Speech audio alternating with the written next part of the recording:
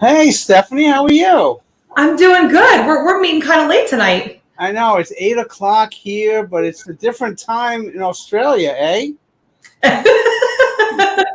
It is. It is. That's kind of giving away a little bit that we are going to be having someone from Australia. But if you know accents, she's not going to sound Australian. And I'm going to let her talk all about herself when she gets here.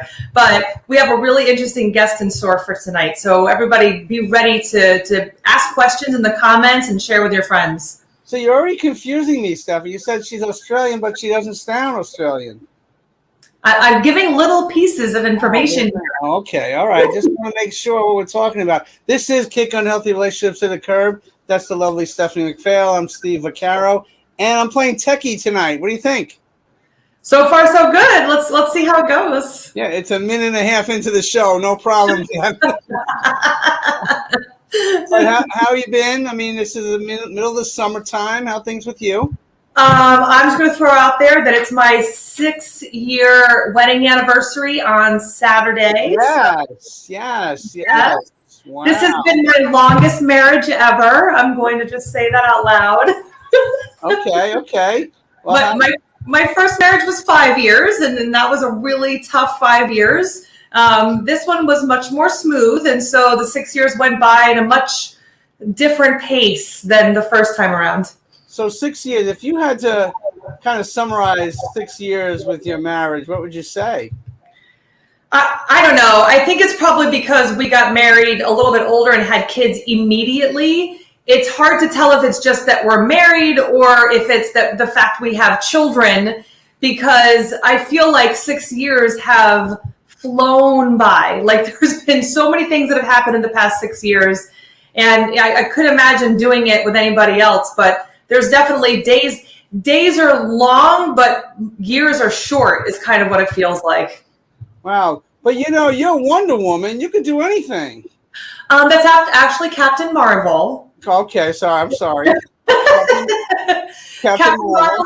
She's the blonde one, but yes, she actually. I actually wore that costume last year, and someone said to me that next 2 months from now is October, and I was like, oh my gosh, I can't believe we're just ending July already. I feel like we just started. It was just 4th of July, but yeah, that was me right before I was heading into the hospital after my husband almost died. And I decided to come in and share some light for him after he had just gotten out of being intubated. And he had some really life-saving surgery the day before. And so I kind of came to the hospital into the SICU not knowing what I was going to walk into. And luckily he was awake and kind of aware of what was going on, but definitely was able to bring some smiles coming in my costume, and got to hang out with him and give him some inspiration when he wasn't really feeling like it. Wow. So it's in the middle of summertime. Is it hot by you? I realized today I haven't left my house today. I think it's a thing in the South that you just don't leave your house. You just stay in the air conditioning. I went outside for about 5 minutes to go grab the bounce house that my kids have. I was so sweaty, it lasted like a minute. Wow.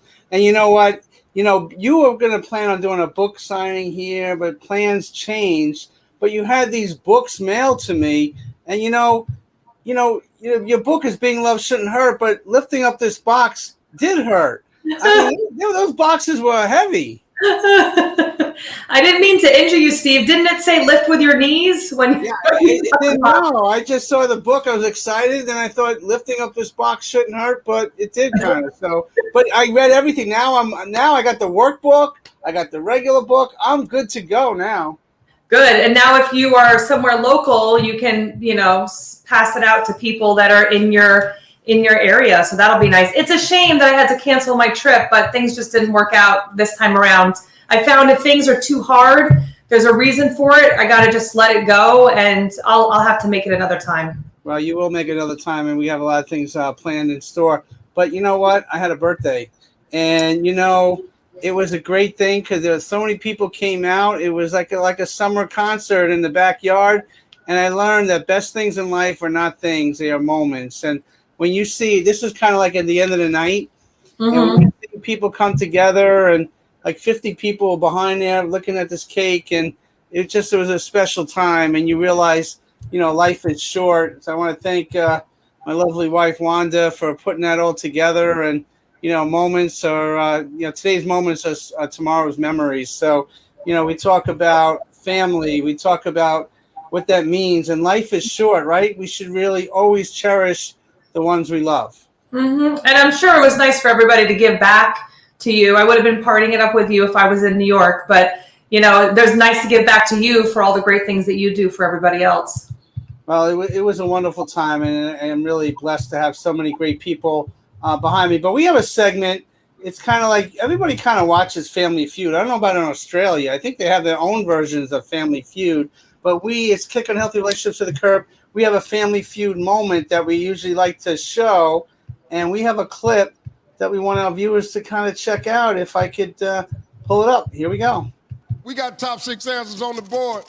Name a question wives ask husbands that husbands won't answer back because it could be a trick. Sean. Am I pretty? Am I pretty?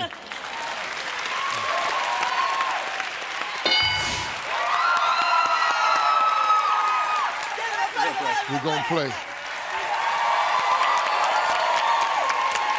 Sean. Yes, sir. You married to Carolyn. You know that, don't you? Oh, I know better than that. Yeah. How do I look? Do I look fat? Hell no. Girl. Woo. Listen to me, fellas. Do I look fat? Hell no. Woo. That's your response. Don't get cute. Don't try nothing else. No, hold on, let me see. Do I look fat? Hell no.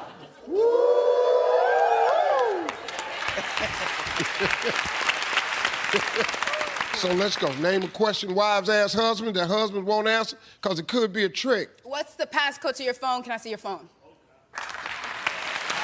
What's the passcode to your phone?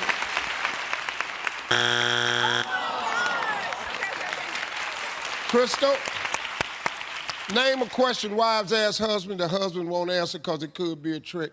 How many women have you slept with? Maybe she's inquiring on that. I don't know. How many people have you been with?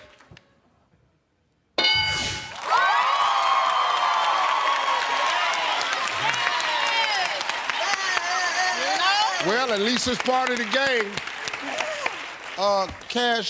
Kashawn? Yes. Name a question wives ask husbands that husbands won't answer because it could be a trick. About the budget, like spending habits. Budget!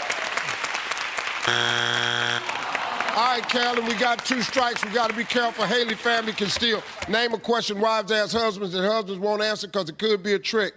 What are you doing today? What are you doing today?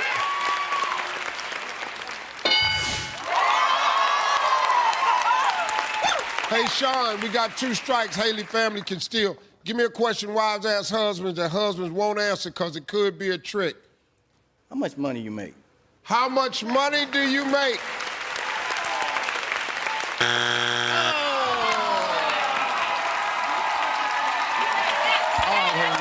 Name a question wives ask husbands that husbands won't answer because it could be a trick. Steve, we're gonna go with, do you think she's pretty? Do you think she's pretty?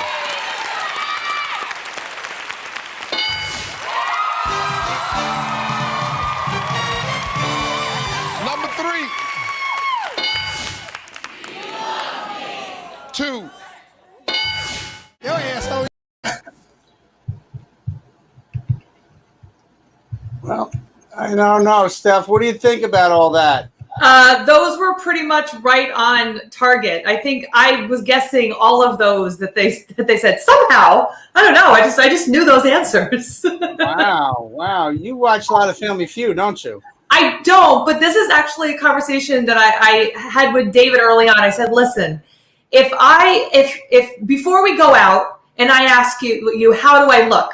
You tell me honestly, because that way I can go change if it doesn't look right or whatever. Once we've left the house, the answer is beautiful. There's no other answer but that everything looks fine. Because if not, then I'll be uncomfortable the rest of the night. So it's okay to lie to me once we've left the house. Please be honest before, so that way I can fix it. Well, I'm taking notes here, Steph. I'm taking notes. Good idea. Valuable advice. But you know what? We're always trying to get more guys on the show, right? You know, I'm a guy, but so here's two guys talking about unhealthy relationships. Let's see how you feel about this one. Why do some of us stay in relationships so long when we know it's not the right fit? What keeps us from getting out of it quicker? Because I heard you say, move on fast. You should know in the first conversation or at least a couple of dates, right? But yeah. Why do we psychologically hold on to something to try to make it work when we know it's ultimately not going to work? There's so many reasons. So fear is at the foundation of it all. Fear of being alone.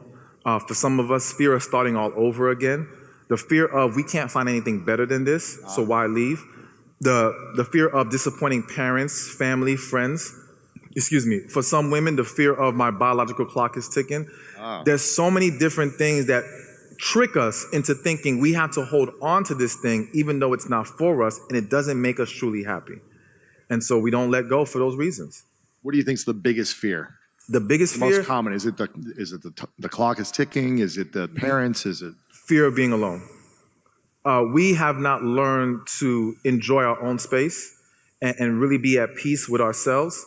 And if you don't know who you are, being alone is like being with a stranger. And you're like, who is this? It's very uncomfortable for you, So I said, if you don't know yourself, being alone is like being with a stranger. And that's a very uncomfortable and awkward position to be in.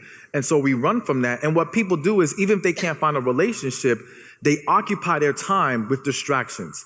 They bump it up with work. They bump it up with kids. They bump it up with all kinds of extra activities because they don't want to face themselves. And that's the reason why we don't heal, because we don't want to face ourselves. Wow. I love that. That was good. Yeah, I dig deep for these things because I know I want to get that reaction. But it's true, right? Where fear is the biggest fear is being alone, right? Yeah, and I think that what we forget along the way is that the fear might be alone, or the fear might be that we're afraid to be alone, but it's much worse to feel alone when you're with someone, when you're in a relationship and you feel isolated, when you feel trapped, when you feel stuck, when you feel like you can't speak to them about whatever it is that you want to speak with. That is way more isolating than I've ever felt completely being by myself. Wow. Well, we have an exciting guest here, and you kind of give these little hints out, and we're in today, she's in tomorrow, or she's in yesterday. I'm all confused right now. But can you introduce our first guest or our guest tonight? Sure. So we're going to be speaking to Carmel. She is actually living in Australia, but she is from Ireland. And she's going to talk to us about some unhealthy relationships that are not just romantic relationships. So we're going to share her passion and how she's been able to achieve so much and maybe inspire other people that, as we get older, sometimes we think we're not worth it or it's not possible for us to really live our dreams. And she wants people to really understand that it's possible for anybody at any age. Okay, well, let's bring her on and let's see. There she is. Hi, guys. What an introduction. Thank you. Thank you. You're welcome. So tell us a little bit about your background. Like what is your background? How did you get interested in doing what you do? How long have we got now? So as you said, I am from Ireland. So I'm the youngest of 5 daughters from a little seaside town in Ireland, which I love, but can't visit at the moment, as we know. So look, I always wanted to work with people. I've had a curiosity and a fascination with people all my life. In hindsight, I realize that. So I never knew quite where I fit as the youngest child. It was like all the others are older and they could do stuff and I couldn't.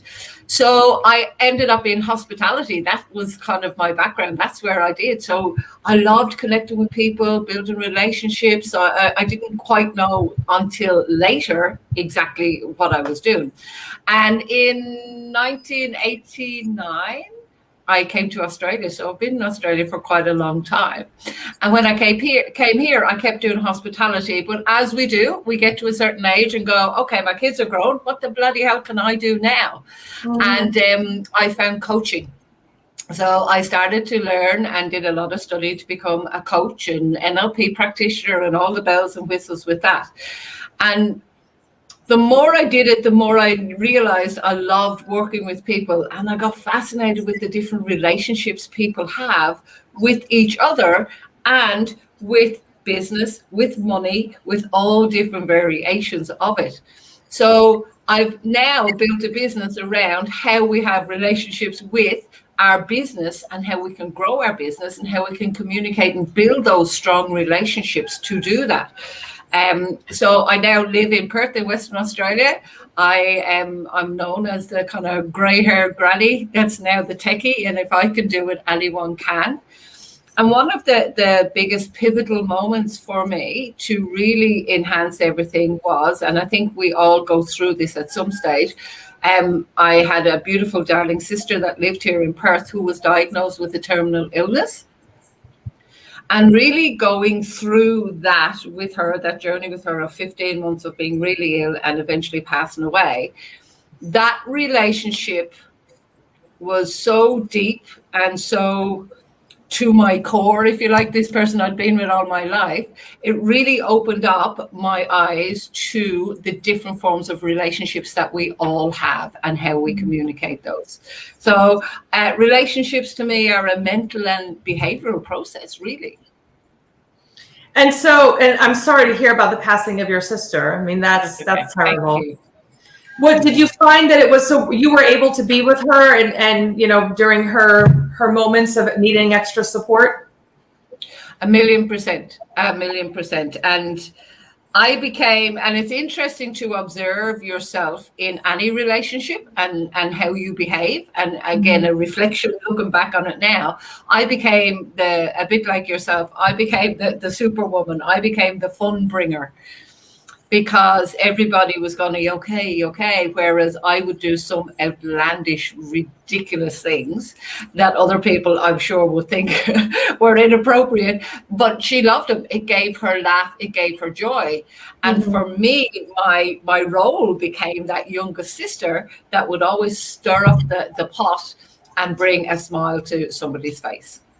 And that's wonderful to be able to do that, because, you know, like you said, and from my experience, there's already a bunch of doom and gloom. You know, the person who's experiencing what they're experiencing doesn't need more terrible things to be said to them. They need hope. They need something to look forward to. And so, you know, she was very lucky to have you there to come in and be kind of like that comic relief and not be afraid to go out there and make yourself vulnerable by being silly and having fun and allowing her to have good moments through all that time. Awesome. Thank you so much. And I think when we talk about relationships, we have to look at, quite often people think it's the relationship of marriage, you know, that significant other, whatever that is. But relationships with a mentor, with money, with health, with your siblings, as I experienced with my sister, with children, you know, and more than anything, and I think you hit on it, Stephanie, is the relationship with yourself. And it really is pivotal that we actually look at that relationship with ourselves, because that's where everything comes from. Sure does. Sure does. Healthy relationships to the curb. That's Stephanie McPhail. I'm Steve Vaccaro. That's our lovely guest, Carmel Murphy, all the way from down under. And Carmel, talk about the pandemic, how it's affected Australia, but your work and moving out of it. Was it more challenging for you to do the work that you do during this stressful time for all of us? Well, look, there's always a silver lining to everything. And being in Perth in Western Australia, it's the most isolated city in the world. So we have been, I will say, relatively unscathed, as in we've had a couple of lockdowns, but really numbers and everything like that have not been huge here. I used to do a lot more live events. So, you know, I help people market their business. So we'd have them in a room and that sort of thing. And I pivoted at the time when this all started, almost 2 years ago now, isn't it? And I remember I had a 2-day workshop at the time, and it was teaching people how to do videos for their business. And I went, I can't bring this online. What can I do? But I did. I pivoted it. We did 2 days online on Zoom, and I've never gone back to face-to-face events. And it's actually been beneficial for me because I've got an audience in the US. I've got an audience in the UK. I've got people from all over Australia, and people that never would have done Zoom calls or whatever are hopping on screen to do that. So relationships are so different now because we can't touch each other. Like I'm a hugger. I'm an absolute very kinesthetic. I'm a hugger. Come here, come under my arm. Let me help you out. So it's been very different for me personally, because if I have a really great event, then I switch everything off and there's nothing here. Whereas I was used to talking to everybody and doing that. So I think I have a lot of self-awareness, as we do when we grow. It's been able to put in some strategies that I can actually use for myself. So I'll often say to my partner, okay, come on, bring me out for a coffee, something. I have to celebrate this event. But overall, it's been good for my business. Okay.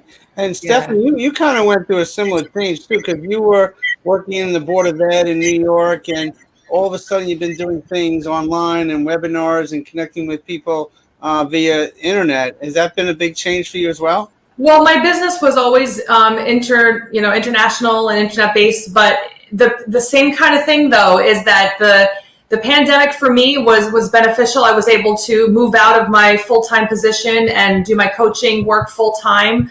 And it's been, like you said, is really thinking outside of the box and doing things differently. And I think it kind of brings up the next question of, why do you think that more people aren't making money? And I think that for some people that might be a little bit of a trigger, because it's like, well, there was a pandemic and I'm not making any money and there's a reason and all that. But why do you think that there aren't more people that are succeeding?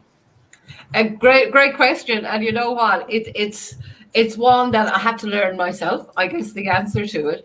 And the thing is that people think it's hard to make money, but you've been doing it all your life. And it's more about your relationship about money. So if we look at it, how can I make more money?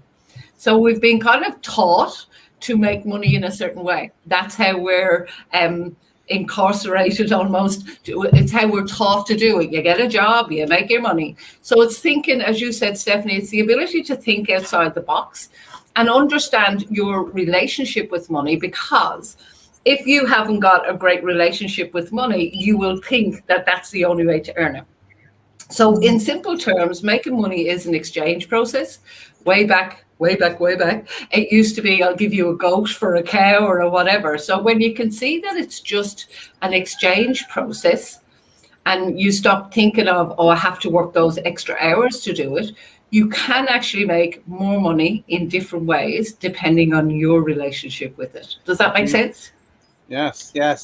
And I think in the United States, at least, sometimes if people don't understand that, they're working more hours, they're working 2 or 3 jobs, which in effect they're making money, but it's interfering with the healthy relationships and they're being distant, isolated, detached. Do you see that kind of phenomena in Australia as well?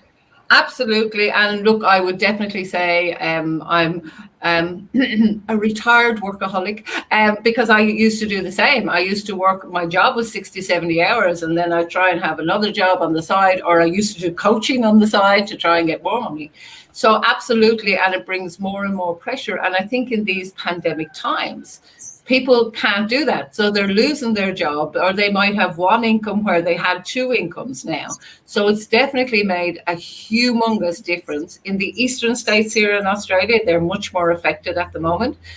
And it is making big differences on relationships. So, you're in the house, you're in lockdown, you're there for 24/7, you've got your kids there. It's putting big strains. And then there is the money side of it, because you can't pay your mortgage maybe, or things like that. It's certainly putting a huge pressure on people. And I don't think we've seen the results of it yet, because it's still ongoing.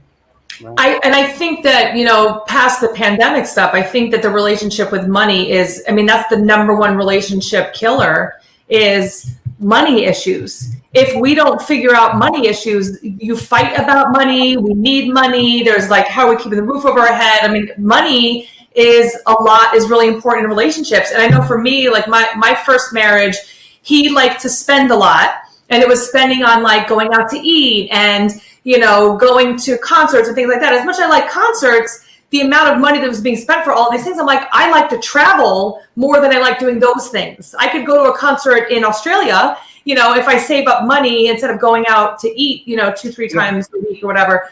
And, you know, I have some good friends of mine that are actually having their own stresses right now because her husband isn't working. She's taking the responsibility for all the bills, and he doesn't have a plan of what he's going to do to start making money. And so she's been understanding, but now it's getting to the point of like, now there's lack. Now it's like, I don't have the things that I normally want. I can't just go and go on trips and go do fun things. And I think that there becomes a sneakiness that can happen for couples that are in this, because there's embarrassment. There is, you know, some guys especially start to feel emasculated when they're not really making the money. So I think there's a lot of different facets when it comes to money. What do you think? Yeah, look, absolutely. And I think one of the things that I've studied is like the effects of conditioning. And one of the great places to go for some of this information is with Hal and Sidra Stone, psychologists. And they talk about the psychology of the selves, because we often think of ourselves as being one person. But the selves we make up. So we have our ego, we have our pusher, we have our controller, and so on.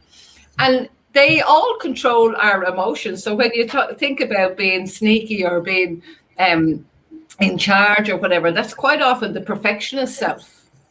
So when we start to look at what selves have not been developed enough, and sometimes it is, you know, our fear self is usually quite developed, but they control all of our actions, our emotions, our behavior. And that's why we get in conflict of, why is that person doing that when I couldn't do that? Why is that not right? And it's just that ourselves have actually been developed in a different way through the environment we've been in, through our influences around us. So when we start looking at, well, for me, it was like my entrepreneur self wasn't a well-developed self. I was a worker self. That was it.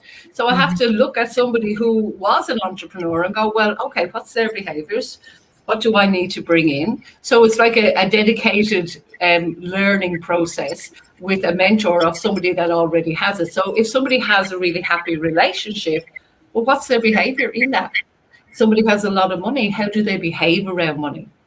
Right. So that's what it is. It's a series of emotions and behaviors that we choose to change our relationship with anything. But it's awareness and the ability to be able to do that. You know, okay, I was thinking about, you know, the poverty mindset and how if you are someone who's grown up in poverty so that you're worried about your next meal, you're worried about those kinds of things.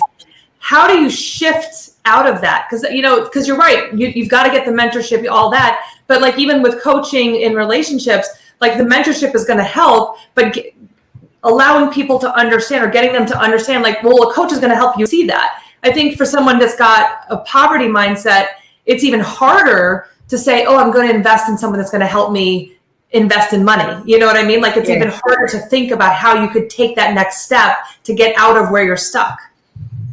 Absolutely. And I get that. And there is no convincing somebody. This is the thing. We quite often, it's like going against a brick wall. But I can't convince you that you're wrong if you believe you're right. There is no convincing in that. It's when the person wants to change that then there is, what is it they say? When the student is ready, the teacher will appear. So if you think even of infants, for example, we're quickly taught as an infant that if you please an adult, you get more attention than if you displease them. So it's part of this conditioning. And I get what you mean when people are in that lack mindset. Well, then it's, I think of it as putting a fruit platter out. It's like, well, here's all the fruit that will help you. You choose what you take. And it's one of the hardest things because I'm definitely a people pleaser and, you know, I want to help people. And it's one of the hardest things to see people go down, if you like, when you know you could help them. But all you can do is actually offer it. The person has to be ready to receive it. Right. Well, you know what? Stephanie usually calls me the communication king. But what makes me the communication queen Sally, what's the secret to your success? How do you develop rapport with your clients and with others to help them? Great question, Steve. And you know what? I never realized that it was something I did, but I think hospitality has taught me a lot of lessons. I was obviously feeling that heavy connection. And in hospitality, I learned a lot about human behavior, a lot about, body language, tonality, all of that. And it became second nature to me. So people say now to me, it's like, oh, I felt I could trust you straight away. So it's really, and there are tips and tricks about matching and mirroring people and, matching and mirroring their behavior. And also, I don't mean downplaying, but in somewhat downplaying, not sitting in a state of I'm better than you and standing in that stance of. So building rapport and being absolutely, one of my highest values is around authenticity. So one of the highest compliments I ever got was, oh my God, you're the exact same in person as you are online. Because I used to run a lot of webinars for coaches to teach them how to coach. And I used to do some live coaching. So according to them, I'm the exact same in person. So to me, it's about being real, but it's also about some of the lives I do are showing some ridiculous stuff in my house to show that I'm exactly like you. In terms of I might have done some different things. So you make it safe for them to be who they are. That's wonderful. Because that's what I think really we need to feel like that there's someone to know that someone has been able to accomplish whatever they've accomplished when they started somewhere similar to where we are. I mean, I think that is so inspiring. Yeah, and that's why most of my ideal clients will be kind of women, from 45 up. And that's why I play on I'm a grey-haired grandmother, which I am. And I was petrified of computers. And now I'm a bit techie and I'm able to make videos and I'm able to bring things to life. And they're going, oh my God, if you can do it and you're grey-haired and a grandmother, maybe I can too. Show me your ways. I need to learn from you about the techie stuff. Oh my goodness, if only. And the thing is, I guess I get really excited about how simple something actually is. Right. So I had a lady who was in her 70s on one of my last workshops, a full day workshop. And at the end of it, she says, oh my God, now I see that it's possible, because she was petrified of computers. Mm-hmm. So I get a real buzz out of that, because it's not as hard as you think once somebody steps you through it. Right.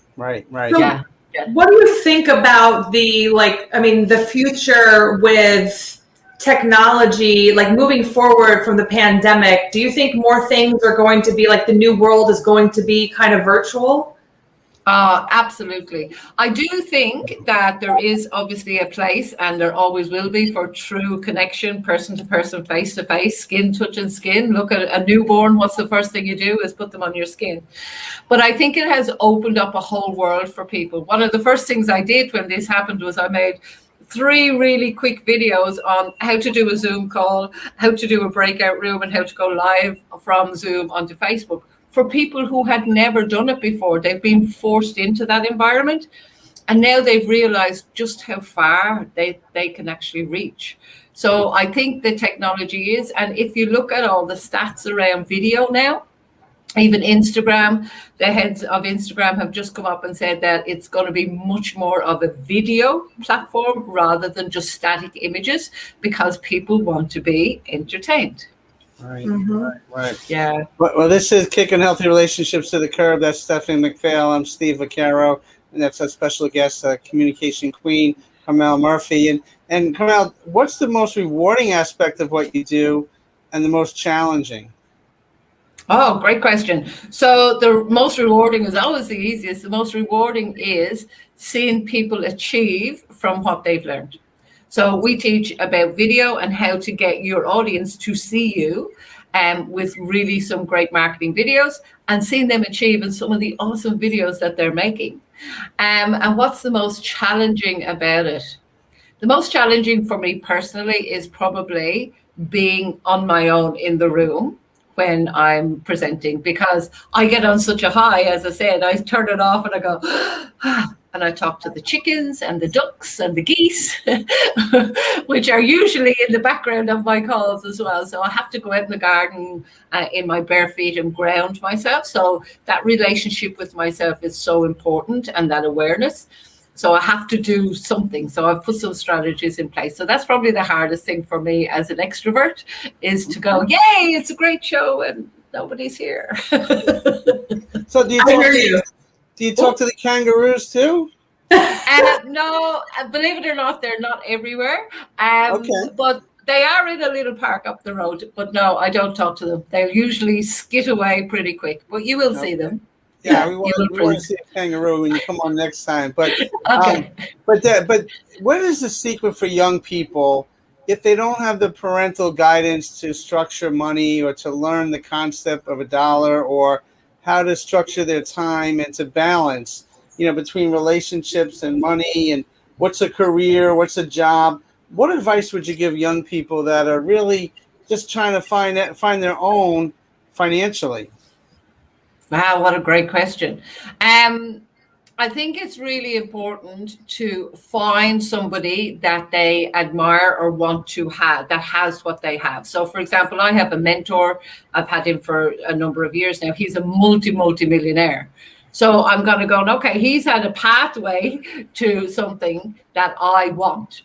So we have to find who it is that has what we want and find out how we can get in their environment and how we can start emulating them. Because there's a lot of mentors that you'll have online, and you may never meet them. But if you read their books, if you listen to their videos, if you go on, there's so much on YouTube and everything as well. And you can see how they started to put things into place and start doing that yourself. I think I'm gonna add to, because I'm thinking about like my journey out of toxic relationships, of romantic relationships, and leaving being around people that were always in drama, that were always having stress, that were always in themselves toxic relationships. So that became normal to me. Then when I figured that out, and then my husband David and I started doing this, and we started changing other people we were hanging out with. So now it was like, okay, now we want to be around people who are also in healthy relationships, but we also want to be around people who are not necessarily business owners, but people that want to do more, people that are, motivated and inspiring. We want to be more and more inspired. So, a part of us moving to Texas from New York is that my best friends are doing very well for themselves. They're good people to kind of look up to and hang out with. And then that has shifted our thoughts about money and success and all of that. So I think that I love what you said, because I think that so often we look around us and we look at our friends, we look at our family, and we say, well, we're doing better than those people. Yeah. Or, I'm doing the same as everybody else, so that's okay. But if we want to shift, we've got to get the mentorship, we've got to read the books, and we've got to start looking at who we're interacting with in order for us to shift to where we want to be. If you look around at the people that you're with all the time, those people can take away your inspiration if you're not careful. Spot on. And I think it was Bruce Lipton said it's the environment. So other than chickens, geese, and whatever, we actually grow a lot of our own food. And I can tell you now, if I take a seed and I put that seed into a crack in the pathway that has not very good earth or anything, and I take the same seed and I put it into a very rich environment of good soil, the one in the rich environment of good soil, even though they're the same seed, is the one that will grow and take off. Mm-hmm. So it is about the environment. And you're right. Look, well-wishing family and friends, like I'm sure you're the same with the job, and saying, just go and get a job. Why don't you just go and get a job? It's all too hard. And they're very well-meaning. But if that is not sustaining you or supporting you in the goals you want, you need to be in a supportive environment that helps you grow. So I'm really glad that you made that move, Stephanie. Well, and I was a New York teacher, and teachers in New York make pretty decent money. So telling my parents that, my dad had worked for the government, and they were very, it was very much ingrained in me, get a job, put your nose to the grindstone, do hard work. That was what was ingrained in me. And for me to be after 18 years of teaching, hey, I'm going to leave and go do my business, they were both of my parents were a little bit freaked out. Like, think this through. And I'm like, guys, I promise. I've made bad decisions with relationships, but trust me on this one. Like, this one is a good decision. I know that it is. And it was not because I just dropped everything and then started doing my business. I did the same thing you did. I was working full time, started my business full time, learning what I had to learn, getting the right support early on, and then growing and moving forward until I got to a place where I felt comfortable to leave my full-time position and do something that I was passionate about. Yeah. And it's not easy. And, everyone will say, I want to do my own business, but nobody tells you about a lot of the pitfalls that are in it. Oh, yeah. And I don't know how many times, and it still happens now and again, but not as often now, where I go, what the hell am I doing this for? What's wrong with me? The entrepreneurial journey, it's one of these. It's up and down, where it's like you never really know. It's really great one day and then kind of difficult the next day. Yeah. Now, exactly. I saw this on your Facebook page. I had to put it up there because actually that's a great picture of you, that little caricature. That's great. So would you rather work in an office or work from home?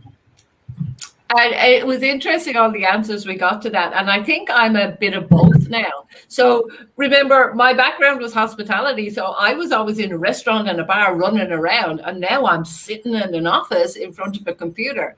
So it was quite a big transition. So I think for me personally, it would be a bit of both, doing this and having the time to do it, but maybe one day a week doing a co-working space. That would be perfect for me because I love the interaction with people. So, for me, it's a bit of both. What about you guys? I think, I don't know, right now I'm kind of just happy in my little space and just kind of staying there because I do work with my husband. He's in a different office. So if I need to go talk, I can go there. We do have children and a nanny, so I can go out and interact if I need to. I like knowing that as the business continues to move forward, that I'll be able to literally pick up my computer, bring it to another location, and work there the same I would from home, as long as there's internet. That to me, that's the beauty of, I think, having these online businesses, being able to have, so I could, I want to have my office space, but I want to be able to look out the window and see a lake one day and maybe the mountains the next day. And look, when we could travel, which was 2 years ago now, I actually did a bucket list trip. I went to Ireland and I actually ran an event in my hometown. So from my sister's kitchen, I ran my business in Australia through a computer. And then we went to Greece and we went to Italy and all of that. And I was able to hop on and do a webinar or talk to my clients or whatever, exactly like that with that laptop. And that was phenomenal. I love that. Yeah, and I kind of like a mixture of both too. I'm an old school kind of person and clinician. I like the direct care, the direct contact you have with people. I don't think we should ever lose sight of that. And I think that's part of what we need to heal and to grow and to be progressive. But I also kind of like what we do like this tonight. So I think it's a combination, just like anything in life. If you can have balance to it, I think that's the secret of moving forward. Anytime you do it one way or the other, I think that's where you get into trouble. Just my thinking. Yeah, I would agree with you, Steve. I love I'm in a bedroom really in my house, which I've converted to my office, green screen behind me, whatever. And I can come in here, lock the world away and really get some awesome stuff done. But then I want that connection with people at the same time. So I think it is a balance of both, Steve. You're right. That's right. That's right. This is Kick Unhealthy Relationships to the Curb. And we have a comment here. I'm going to pop up on the screen if I could pop it on there. Well, hi, why do people abuse? That's an interesting kind of a general question. Steph, you want to take that on? All right. Well, big question. So, I mean, it's kind of a little bit off topic of what we're talking about today, but, the abuse, it could be financial abuse, it could be physical abuse, emotional abuse, sexual abuse. But, some of the biggest reasons why people are abusers to begin with is from their own initial pain and lack of when they were children. There could be mental illness, there could be something else going on. But a lot of the times, you can take two people from the same exact environment and one of them is going to be an abuser and the other one is going to be a victim. And so, the same exact environment, same parents, same upbringing, but they react differently to those same exact events. I have a client right now, her sister is a drug addict, has been abusive towards every relationship she's ever had. And she's just angry. She's holding on to this anger, and this anger is literally killing her and has kept her from having any healthy relationship. Where my client, on the other hand, was like, wow, that was really awful as a kid. I'm going to get all the support I possibly can to not do that again.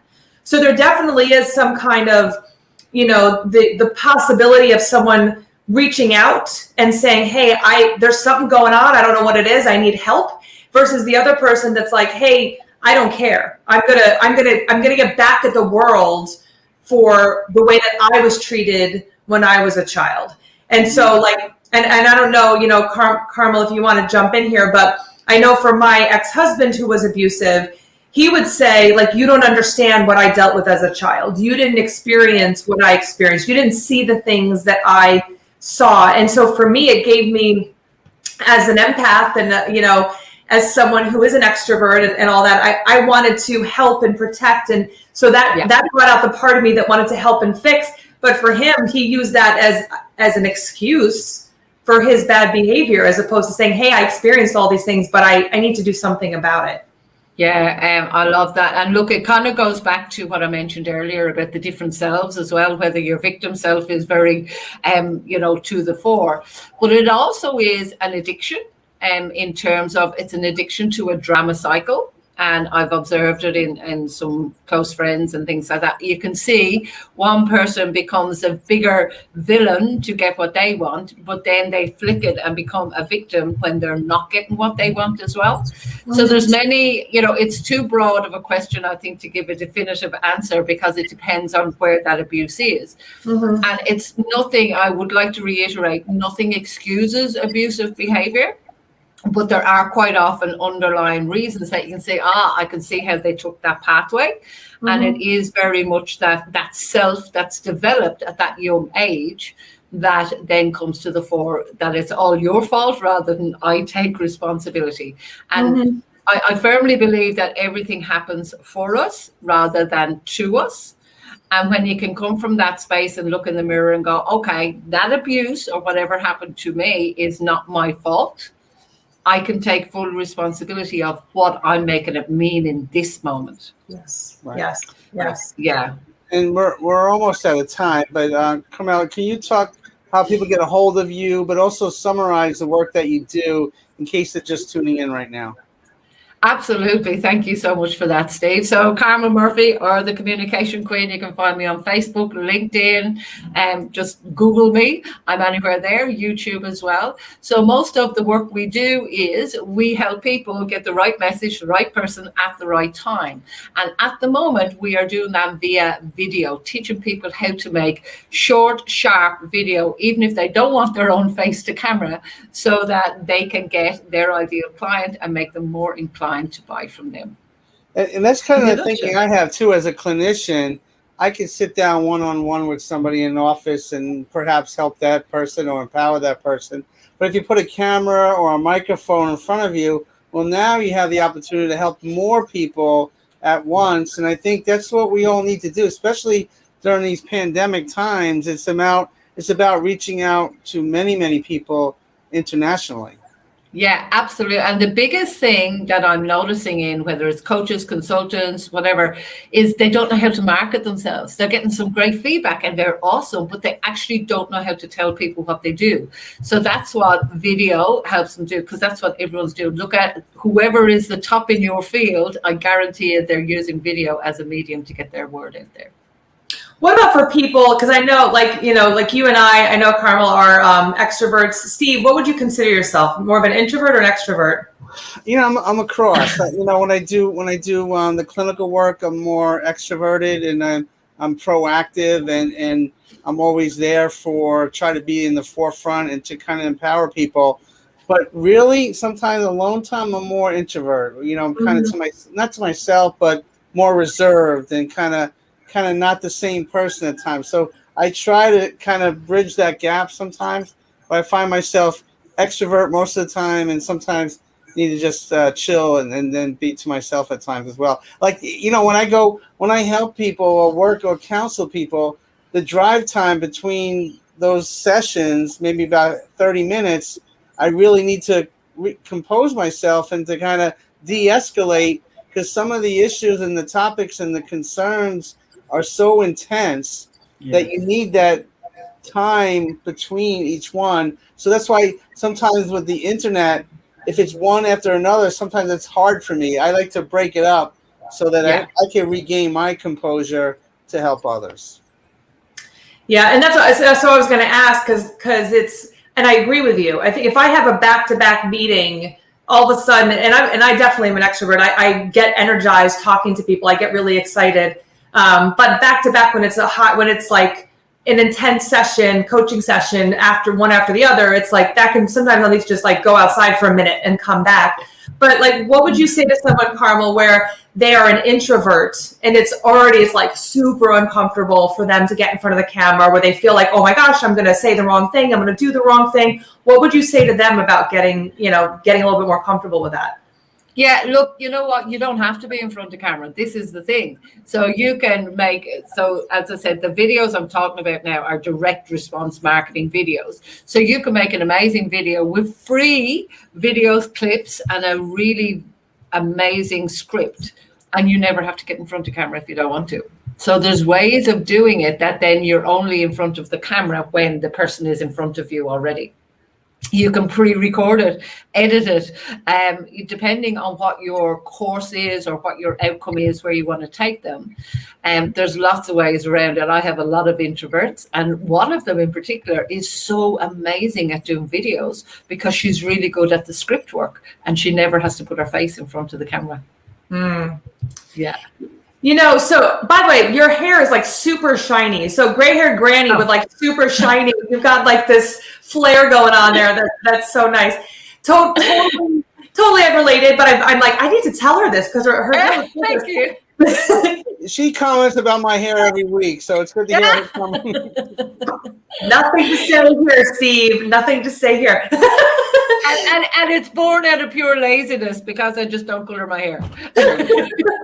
Well, that's what it is. So question for you, and I know we're getting close to the end of time here, but have you ever, obviously this is a show about relationships and healing from unhealthy relationships. What would you say has been your most unhealthy relationship, and how did you overcome that? My marriage. I was married for 15 years. When I look back on it, we shouldn't have even really ever got married. But at the time, and I have 3 children, so there's nothing that happens by mistake. But we really were people that should have been in completely different relationships, but we were together for whatever purpose. Now, the poor man has since passed away. But you mentioned it earlier about being alone in a relationship. And I think we both felt like that. I'm not just saying it was me. Mm-hmm. And certainly had no tools on how to cope with that. So the blame game happened and the anger happened and so on and so forth. Looking back on it, definitely was the most unhealthy relationship I was in. But I didn't know that then. I just knew I wasn't happy.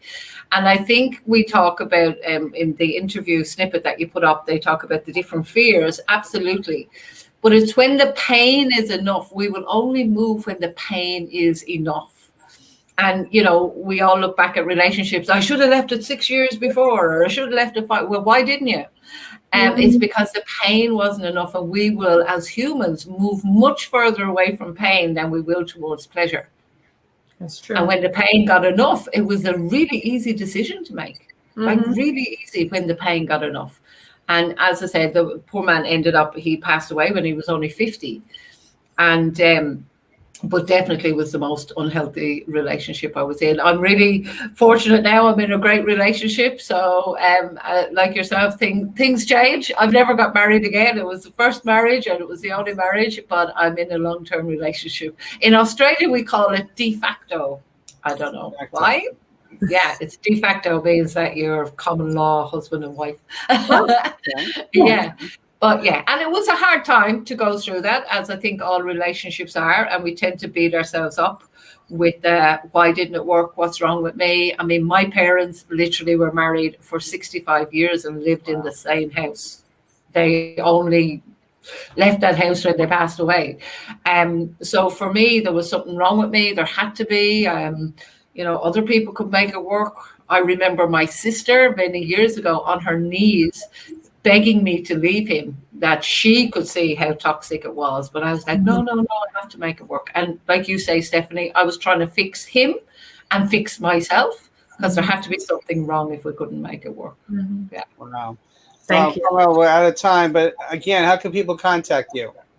Yeah, just Carmen Murphy, the communication queen. Google me, Facebook, LinkedIn. Shoot me an email, shoot me a message on there, and I'm happy to always hop onto a call and have a chat. Well, thank you so very much for joining us. And I know it's Thursday there. It's still Wednesday here. I got that down now. Now I know all the times now. You do wonderful work, and thank you so very much for helping the world in the way that you do. Thank you so very much for having me, and you guys can sleep well tonight because tomorrow is already here. That's right. And it's a beautiful day. It looks like it's a beautiful day tomorrow. So thanks for letting us see it. Yeah. It's winter here though. Okay. Yeah, but that might feel good right now because it's really hot here in Texas. Right. Thank you so much for having me, guys. Well, you take care. God bless.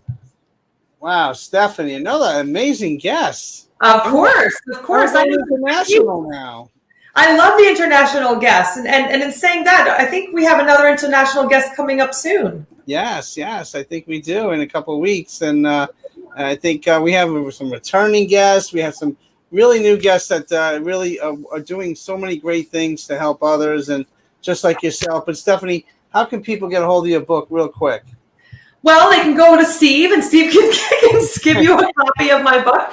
Or you can go to Amazon and buy my book directly from Amazon, Being Loved Shouldn't Hurt, Recognize and Overcome Toxic Relationships so you can live your best life now. Or I have my workbook available as well that you can purchase also from Amazon. So if you're trying to figure out what you need to do to stop the cycle of toxic relationships, and you really just don't know what to do to take your next step, and you're just not sure if it's possible for you, read the book, then get the workbook, and the workbook will help you give you step-by-step action on what you need to do next. And don't forget, if you buy a whole box of books, they are very heavy. Thanks for that knowledge, Steve. That was Steve's good knowledge for the a penny for your thoughts. Thank you, Steve. I got to figure how to put that knowledge out there because you guys were in a zone there. But another great show. Thank you so very much, Stephanie. And I navigated through this show pretty okay, right? You did great, Steve. I'm pretty proud of you. Talking to the media nanny, or I forgot exactly what she called herself, but someone who's good in media who was a little bit older. I hate to say, I don't know what birthday you just celebrated, but you just navigated that media really well. So congratulations. Yes, the communication queen definitely helped me. You take care. God bless. We'll see you next week. Bye, everybody. Bye.